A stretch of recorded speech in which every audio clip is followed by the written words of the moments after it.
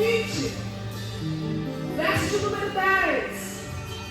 Vai dizer assim: os discípulos voltaram para casa, Maria, porém, ficou à entrada do sepulcro chorando. Verso número 11, mais uma vez. Maria, porém, ficou à entrada do sepulcro chorando. Enquanto chorava, curvou-se para olhar dentro do sepulcro e viu 2 anjos vestidos de branco, sentados onde estivera o corpo de Jesus, uma cabeceira em outros pés, e lhes perguntava: por que você está chorando? Levaram-me embora o meu Senhor, respondeu ela. Eu não sei onde o puseram. Nisso ela se voltou e viu Jesus ali em pé, mas não reconheceu. E disse a ele: mulher, por que está chorando? Quem você está procurando?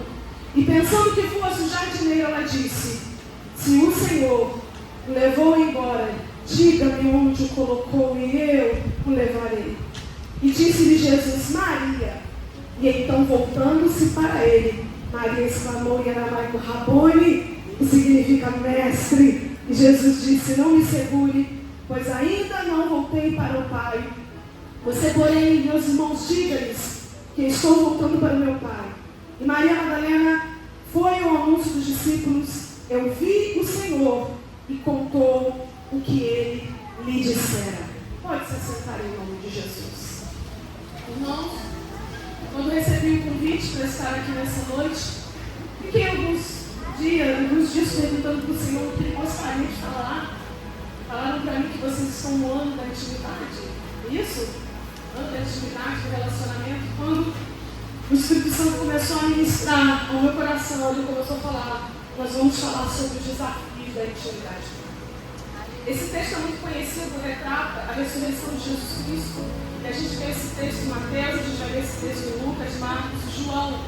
Mas eu precisava ler em João, porque o texto é claro em dizer que Maria ficou. A realidade é a seguinte, irmãos: eles andaram com Jesus, eles conheceram a Jesus. Jesus é o seu mestre, o seu amado, o seu Rabone. Chega o tempo que Jesus, nós já conhecemos essa história, ele é crucificado. Depois que ele é crucificado, passa-se pela sexta-feira, aí no sábado do silêncio. Quando chega no domingo pela manhã, muito cedo, a Bíblia diz: Maria junta as mulheres, pega perfumes, especiarias e vai ao encontro do túmulo. Ela vai ao encontro de Jesus. A verdade é que o cenário ali é de dor. O cenário é de lágrimas. O cenário é de angústia. Eles se sentiam totalmente perdidos. Quando você vai comparar os evangelhos, você vai se dar conta que eles estavam plenamente, totalmente angustiados. E quando se trata de angustiados, eles estavam confusos. Como assim confusos, Juliana? Tão confusos, ao ponto de não se lembrarem da palavra que Jesus agora disse, que era: eu ressuscitarei no terceiro dia. E isso era tão engraçado de se ler nos Escritos, que a Bíblia diz que os fariseus que não gostavam de Jesus, eles olhavam uns para os outros depois da morte e falaram assim: olha, coloca uns guardas naquele túmulo, porque ele dizia que ia ressuscitar. E se ele, aleluia, é capaz dos discípulos irem lá, roubarem o corpo e dizer que ele ressuscitou. Os fariseus e os perseguidores se lembravam mais da palavra que Jesus outrora disse do que os próprios discípulos. Porque o texto diz que Maria sai pela manhã com aquelas mulheres com o intuito de ir ao encontro do seu amado. E quando ela chega, irmãos, lá, o texto diz que já tinha havido um terremoto, a pedra já havia se movido, Jesus não estava no túmulo, ela se depara com o anjo. Ela encontra o túmulo vazio. Mas em momento nenhum ela disse: ah, meu Deus, meu mestre ressuscitou. Pelo contrário, ela entrou num desespero. E ela vai correr encontrar com os discípulos. E fala: roubaram o corpo do mestre. O mestre não está no túmulo. Imagina um horroroso. Mas o texto diz que vem tempo, vem outros discípulos, eles entram, olham, analisam, vê que o ninho estava lá, o lenço estava lá. Mas em momento nenhum o texto fala que eles se lembraram e se deram conta de que era o sinal de que Jesus havia ressuscitado. A Bíblia diz, irmãos, eu acho isso tão incrível, que quando houve o terremoto, que a pedra rolou, os guardas que estavam de prontidão caíram como mortos e correram para avisar lá o Senhor deles que Jesus havia ressuscitado. Aí o Senhor deles comprou, deu dinheiro para eles e falou assim: ó, diga para os discípulos ressuscitado, no dia que ele ressuscitou, não. Eles conseguiram crer primeiro. Eu te pergunto, por quê? Porque às vezes a dor tem o poder de nos cegar. A angústia, o luto, o sofrimento, as nossas emoções, irmãos, têm o poder de nos fazer esquecer aquilo que outrora o próprio Jesus nos contou. Às vezes as circunstâncias, um momento de muita aflição, tem o poder de nos roubar a certeza daquilo que Ele está fazendo. Por quê? Porque o cenário mudou, mas a palavra que Jesus disse continuava sendo a mesma. Ela não mudou. E talvez você se pergunte assim, meu Deus, mas que discípulos são esses incrédulos que tiveram dificuldade de crer? Mas, irmãos, talvez se eu e você estivéssemos lá, nós seríamos as mesmas pessoas que teríamos dificuldade em crer. Porque quantas as vezes o Senhor nos dá tantas promessas e quando o cenário não condiz com aquilo que o Senhor nos deu, nós nos esquecemos e resolvemos desistir ou voltar atrás ou simplesmente dizer que Deus nos esqueceu. E eu vou dizer por quê, aleluia, eu amo o Evangelho de João, porque João é muito preciso em dizer por que era tão doloroso aquela morte. Porque Jesus, irmãos, eu sei que a gente lê esse texto assim, a gente se torna tão automático que a gente não consegue entender o sentido da dor de quem era Jesus para eles. Mas eles conviveram com Jesus. João começa narrando que ele era o verbo. Ele é o verbo que se fez carne, sem ele nada que foi feito se faria. Mas esse verbo abriu mão da sua glória, se tornou um homem e se fez servo de todos. João começa contando que Jesus era aquele que foi convidado para um casamento, mas aquele casamento não estava ainda no calendário certo de que ele poderia se revelar. Mas ainda que não estivesse no tempo de se revelar, ele teve compaixão daquele casamento a pedido de Maria, e ele transformou a vergonha em honra, e ele fez com que um cenário que se manifestaria em vergonha porque o vinho havia acabado, se tornaria num tempo de honra. Esse era Jesus. Jesus era aquele, irmãos, que conheceu Natanael e viu Natanael debaixo de uma figueira. Sabe que é esse? Aquele que nos vê onde ninguém nos vê. Esse era o Jesus que ele chamava. Natanael cheio de preconceito, pode vir alguma coisa lá, cheio de si, cheio de orgulho, cheio de vaidade, achando que é alguma coisa, mas Jesus, quando se revela a ele e mostra para ele que ele é o Deus que vê onde ninguém vê, Natanael se rende. Você sabe quem era aquele Jesus, irmãos? Aquele Jesus que, quando uma mulher o toca no meio da multidão, a multidão está apressada porque a casa de Jairo está chamando, ele para a multidão para dizer para ela que a fé dela não só cura como a salva. Deus que se importa. Ele mudou a rota, ele foi por um caminho não esperado para passar por Samaria, para encontrar uma mulher que não tinha valor, e ele chegou para dizer, realmente ninguém te dá valor, já tinha 5 maridos, aquele que estava nem ela era, mas ele disse, eu hoje cheguei aqui para poder te fazer de beber enquanto você bebe. Você se torna valioso. Por quê? Porque alguém que não tinha valor bebe da água da fonte da vida, agora do seu interior começa a fluir rios. E aquela mulher sai pregando por Samaria e dizendo sobre aquele que ela encontrou. O Jesus que eles estão chorando, irmãos, é o Jesus que ainda que a casa de Jairo não precisasse mais porque já tinha morrido. Ele diz assim, não se preocupe ainda que já tenha morrido, eu vou lá porque eu sou um Deus capaz de reverter a morte. Às vezes a gente começa a dizer, eu vou parar, eu vou desistir, porque parece que a casa morreu, mas a gente se esquece que ele tem poder de ir para casa, que já teve um decreto de fim. O Jesus era o Jesus amigo. Esse é o melhor. O Jesus que era amigo de Marta, Lázaro e Maria. Sabe que amigo é esse? Ele era acessível. Ele entrava na casa, ele comia com eles, ele se alegrava com eles, mas quando Lázaro morreu, Jesus chorou com ele, com eles.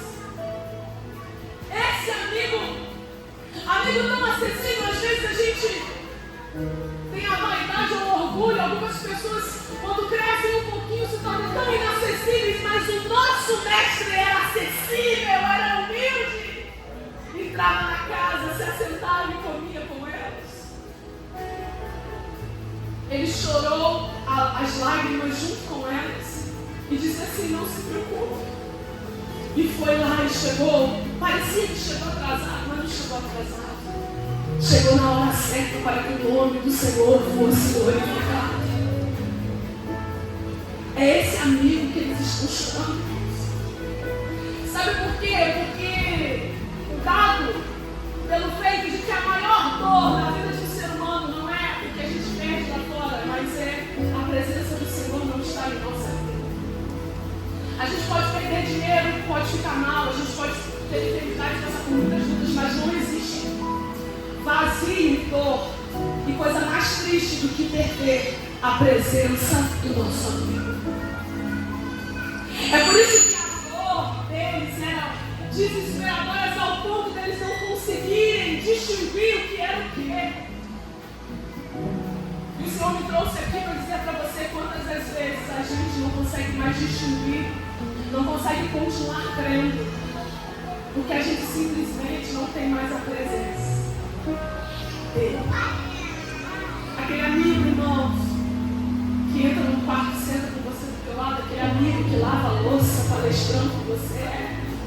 Quando você está indo para o trabalho dirigindo, eu sei que homens aqui já passaram por isso, mulheres também. Você entra no carro e vai para o trabalho, no meio do caminho você começa a palestrar com o Senhor, às vezes você chora, você canta, Jesus te ministra, te ensina, porque o seu amigo está ali com você. Esse amigo. Então estava doendo. E Jesus me trouxe aqui para falar que talvez está uma igreja que está chorando e está doendo alguma coisa. Mas a Bíblia diz que ainda chorando e doendo, Maria levanta de manhã, chama as mulheres e vai para o sepulcro. Ela vai para onde? Ela vai para perto do mestre. Por quê? A Bíblia diz que ela acompanhou a crucificação. Ela foi até o lugar e ela viu Jesus ser colocado no túmulo. E ela vai para o sábado do silêncio. Ela fica lá. No outro dia, bem cedo, quando passa o período sabático dos judeus, ela se levanta, prepara tudo e vai com perfumes no túmulo. Aí eu te pergunto, que mulher é essa? Que está disposta a levar perfume para um Deus que está morto, talvez não possa fazer mais milagre nenhum na vida dela. Mas aqueles que o amam, é uma geração que vai começar a se levantar independente da dor. Eu vim pregar, irmãos, para uma igreja que vai começar a se levantar independente do cenário. Sabe por quê? A geração que vai queimar não é só a geração que pula, canta, grita, profetiza, mas a geração que vai queimar é a geração que, ainda que esteja chorando, fica, ainda que esteja doendo, procura o mestre, ainda que não entenda nada, vai ao encontro dele, ainda que a realidade não condiza, ainda que eu sei que não faz sentido o que eu estou passando, eu vou ao encontro do meu mestre, porque lá é o meu lugar.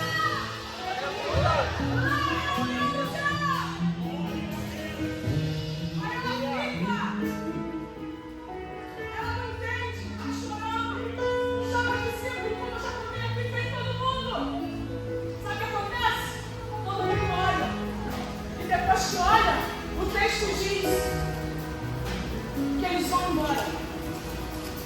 Os discípulos vão sem entender, mas sem procurar uma explicação, porque estava ninguém procurando. Mas ela fica. Era sobre isso que Jesus queria falar com você hoje. Ele me chamou para ficar. Entenda que quando ela saiu pela manhã, ela tinha companheiras para entregar sua oferta, seu bálsamo, seu perfume. Depois que ela chama os discípulos, ela tem ali pessoas para analisarem o cenário com ela. Mas depois todo mundo vai embora e ela fica sozinha. Porque uma vida de relacionamento, de intimidade com Deus não é baseada só quando a gente está com outros. Mas a profundidade, a verdade que testifica essa vida é quando todo mundo vai embora. A gente fica. Depois que as mulheres, porque às vezes a gente pode ter amigos de consagração, a gente que é mulher, então tem muito esse negócio. Amigas de oração e reúne, faz a consagração sábado, que tem gente que tem amigos de monte que passa a mão no amigo e vai pro monte sábado de manhã, coisa linda, continue, a Bíblia diz, é melhor que antes de nós, porque se não é toda ajuda. Mas vai chegar uma hora da minha vida, da tua também, que não vai ficar ninguém. Seu amigo de oração não poderá ficar ali com você. Seu amigo de consagração também não. Seu amigo de ministério também não. Você vai ficar sozinho. Você fica, por que eu estou sozinha? Jesus está dizendo, é porque é para você ficar comigo. Aleluia. É tempo de ficar. Ela fica. Sabe por que? Sabe o que é interessante? É que não era o lugar em que ela buscava, mas era quem ela buscava. Ela não ficou porque era um túmulo, ou não era por causa do lugar. Ela ficou porque ali era onde que ela sabia. A última vez que ela teve notícias do mestre foi ali. O último lugar onde ela viu o corpo dele chegando foi ali. Às vezes a gente começa a entrar em umas situações e a gente começa a dizer assim, mas o Senhor está em silêncio, o Senhor não está falando nada. Eu estou me sentindo perdido, está doendo, está isso, está aquilo. Deus está em silêncio. O Senhor me trouxe aqui para dizer, se Ele está em silêncio, fique na última palavra que Ele te deu. Fique no último lugar onde Ele te colocou, mas não saia daí. Porque eu quero ser ousada e dizer que só teremos a revelação de quem Ele é, aqueles que ficam. E aqueles que estão dispostos a ficar, mesmo que sozinhos, porque o seu ficar não está relacionado ao outro, à honra do outro, ao incentivar do outro, ao elogio do outro, ao abraço do outro, à palavra de vitória do outro, mas tem a ver com eu ficar, porque o meu mestre está aqui. O Senhor me trouxe aqui para dizer, fica.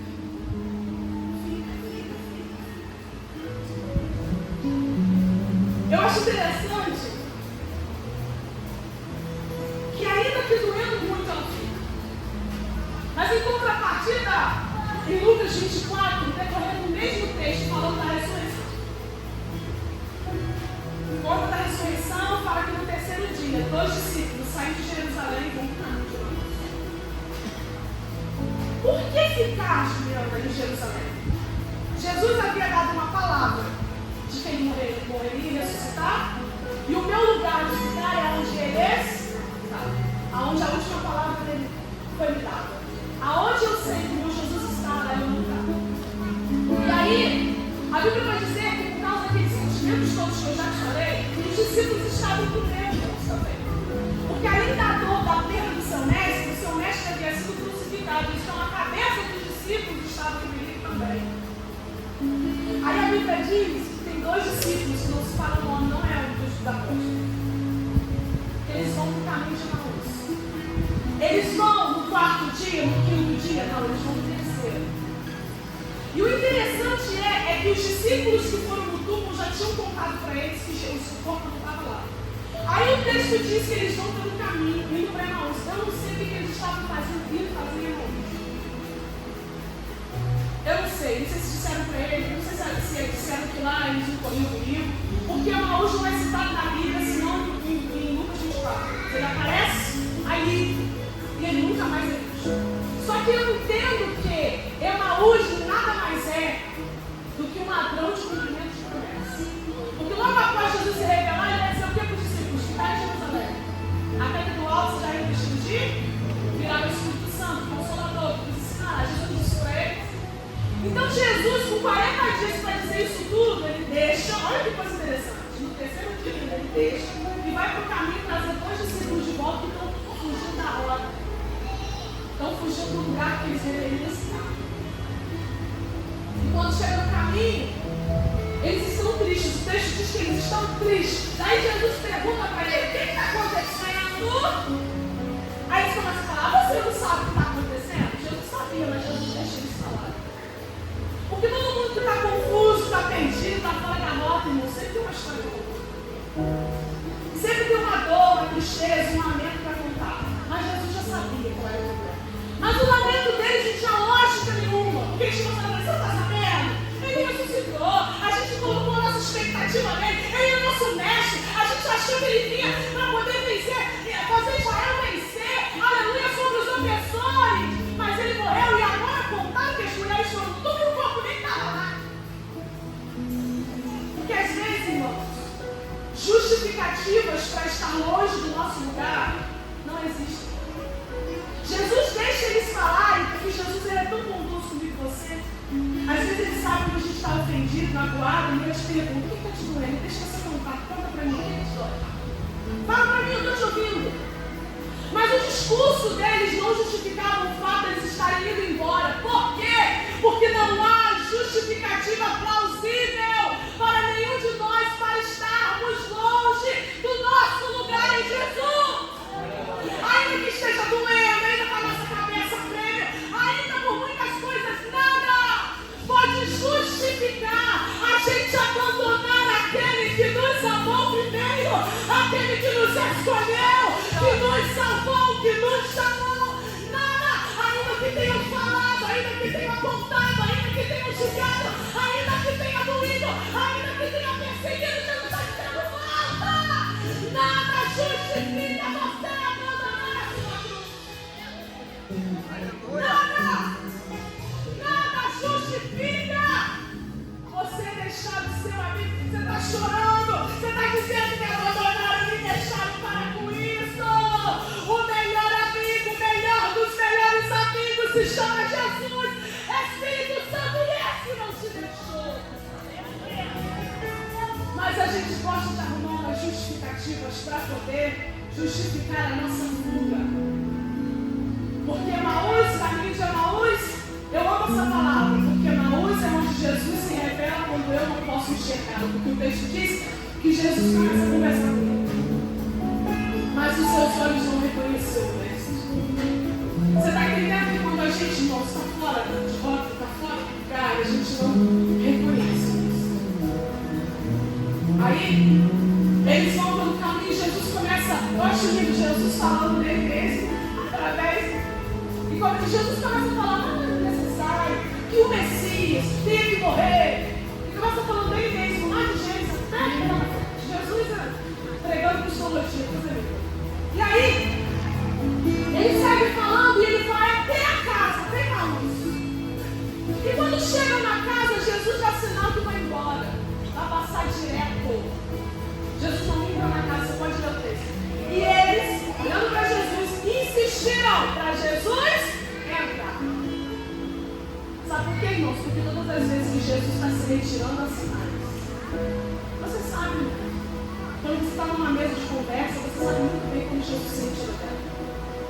Até mesmo no âmbito de culto, dependendo do que for falado, a gente sente quando Jesus se retira. Quem conhece o seu amado, quem conhece Jesus, sabe muito bem como ele se levanta embora. E Jesus dá sinais, estou indo. E eles dizem, fica. Por favor, entre, fica conosco. Porque as palavras que Jesus dizia eram palavras verdadeiras. As palavras estavam não só consolando, como animando. E isso me ensina que todas as vezes que nós estamos nos sentindo perdidos, sem direção, angustiados, ainda é a palavra que alinha, ainda é a palavra que orienta, ainda é a palavra que consola, ainda é a palavra que te coloca na linha, ainda é a palavra que te revela a vontade do alto, ainda é a palavra que te... Ai, Juliana, mas eu estou mal, estou abatido, estou triste, estou isso. Quanto tempo é que você não para para ler a palavra? Quanto tempo tem que você só vem para a igreja e só te dão a comida processada? Há quanto tempo faz que você não entra no quarto? Fecha a porta, abre a tua vida e deixa o Senhor falar com você. Há quanto tempo faz você não vira os seus ouvidos para o alto e diz, fala Jesus, minha linha Jesus, janeiro começou, eu estou perdido, desorientado, eu não sei para onde olhar. Mas eu te garanto uma coisa, ele vai começar a falar com você. Ela falou com a minha amiga essa semana, entrando no propósito de estudo bíblico, para aprofundar. Aí ela começou a dizer, meu Deus, Jesus falou naquele dia, repetiu naquele outro dia. Aí eu falei, glória a Deus. Eu falei, a gente está apanhando, né? Ela falou assim, eu falei, glória a Deus. Ela, por quê? Eu falei, porque o nosso ouvido ainda está ouvindo ele falar conosco. Porque há situações e tempos em que a gente nem consegue escutar o tempo. Às vezes os olhos ainda não estão vendo, mas a fé vem pelo ouvir.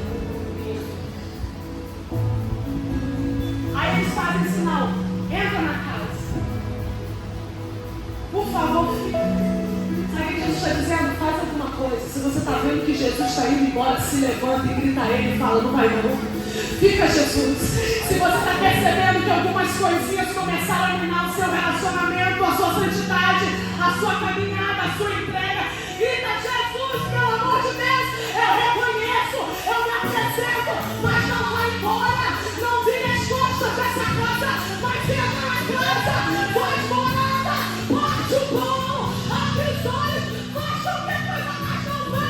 O céu me trouxe aqui para dizer: abra a tua boca, volte a orar, volte a clamar, volte a adorar, volte a cantar, volte a pedir por ela.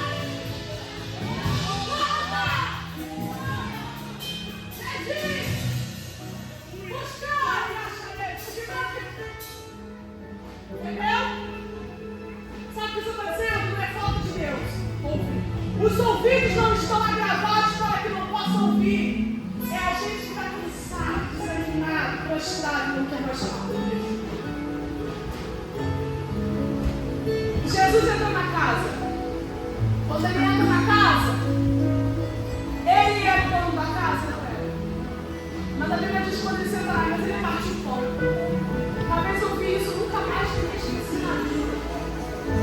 Na cultura judaica, o visitante não partiu por uma vez, ele partiu do dono da casa. Mas uma vez que Jesus entra na casa, ou ele é senhor da casa, ou ele não é mais nada. A gente às vezes quer convidar Jesus a entrar, mas quer botar ele num cantinho e de deixar que as outras coisas reinem, que outras coisas tenham prioridade, que outras coisas governem a casa, que outras prioridades governem a casa. Ai, esse texto me revela o quê? Que se Jesus entrar na casa, ele é senhor, ele não é mais nada. E quando ele entra na casa, imediatamente ele bate o pão. Quando ele bate o pão, os olhos se abrem. Jesus fica. Não fica. Jesus aparece na hora. Mas imagina que coisa extraordinária, irmão. Você vê Jesus ressuscitado na sua frente e não nada para começar. Olha que deve ser incrível. Realmente explode uma palavra.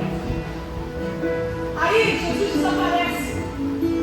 Quando Jesus desaparece dali, os discípulos olham para o outro. Ai meu Deus, nosso coração queimou quando ele falava. Para ele. Irmãos, o texto diz que eles se levantam na hora.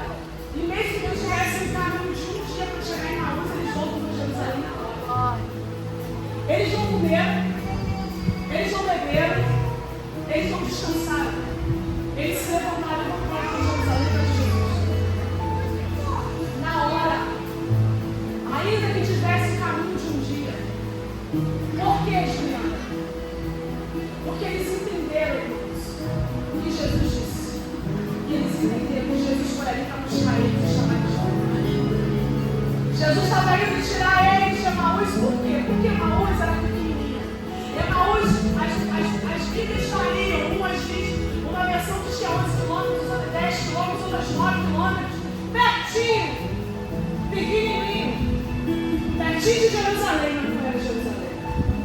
Parecia com Jerusalém, mas a essência não é a mesma. O cumprimento da promessa desceria, mas primeiro desceria em Jerusalém, desceria em Emaús. O Espírito Santo não ia chegar em Emaús, o Espírito Santo ia chegar em Jerusalém. E eles entenderam, aleluia, o que Jesus estava nos chamando. Eles levantaram na hora e foram, porque a gente às vezes tem a tendência a falar assim: não. Depois que o ano virar, eu vou mudar. Depois que passar o feriado, eu vou me arrumar, vou voltar para a igreja, vou começar a estudar, vou fazer um propósito de oração. Depois que passar, depois que as coisas se organizarem, eu vou mudar.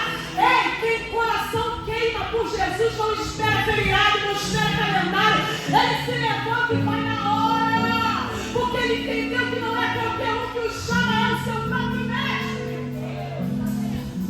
Jesus vai me chamar, me trouxe aqui hoje para dizer para você: não é amanhã. Chega nesse negócio desse ano que vem eu vou final de dezembro, é hoje. Quem está em Jerusalém fica. E quem foi embora volta, porque é hoje. Hoje. Porque obediência próxima não é obediência. Obediência parecida não é obediência.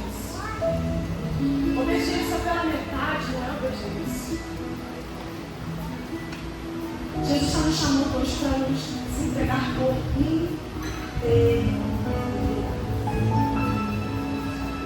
O interessante é que o cenário era difícil.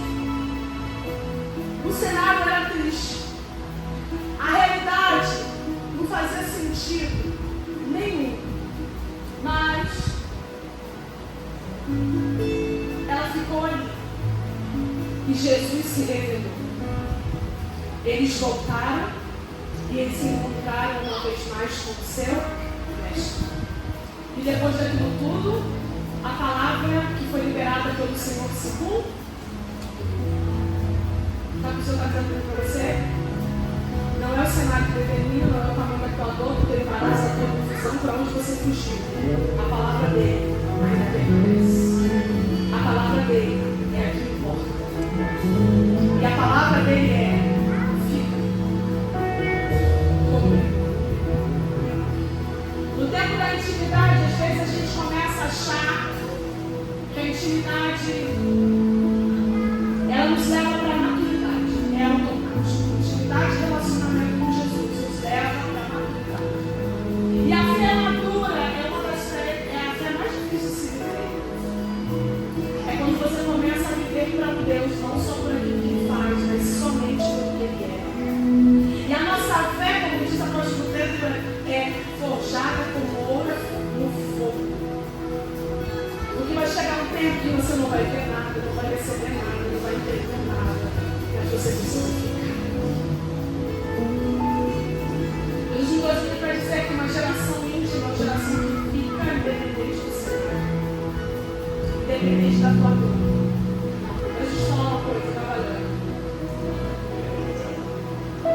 vai valer a pena, porque aquele que te prometeu não é qualquer. Aquele que te chama uma vida plena com ele, irmãos, é o seu amado. Aquele que te enxergou onde ninguém enxergou, aquele que te viu onde ninguém viu. Aquele que começou a escrever uns planos para você, que você olha para aqueles planos e não entende nada de plano é esse. Eu nem caio nesse lugar de tão distante que é a minha realidade, mas se você começa para o plano de Deus, era nosso. Não sei por que eu já falando assim. Tem gente que está deixando de crer nos planos porque muitos começaram a ir embora. Alguns deixaram. Você esperava todo mundo ir, menos aquele que foi. Eu já estou dizendo assim, mas eu fiquei. Eu estou aqui. O interessante de Abraão é que ele começa a viver no tempo de Deus fala, e sonhar com as estrelas do céu é a parte boa, né?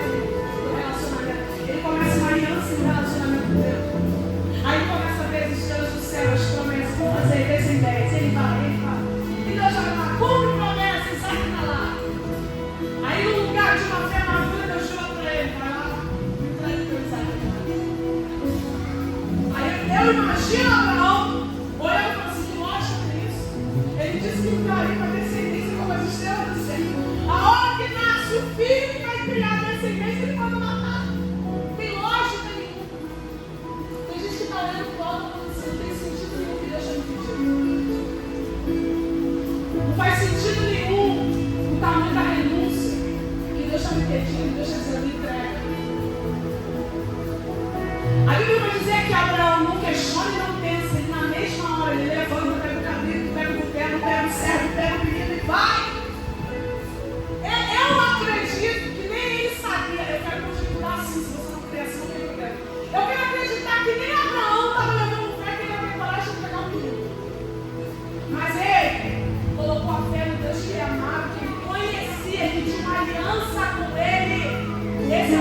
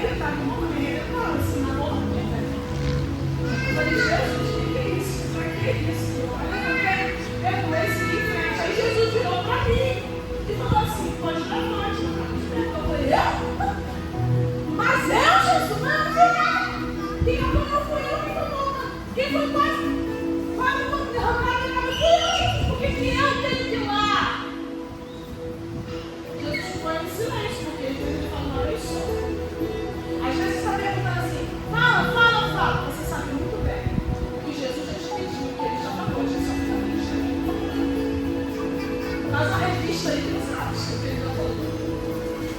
Jesus ficou em silêncio e orava. Jesus me dá um sinal. Não é sinal não, porque é maduro isso mesmo. Jesus fala uma vez só, ou tu crê, o pai obedece, ou você obedece pela fé, pela voz que tu conhece, ou tu não obedece. Levantei e fui.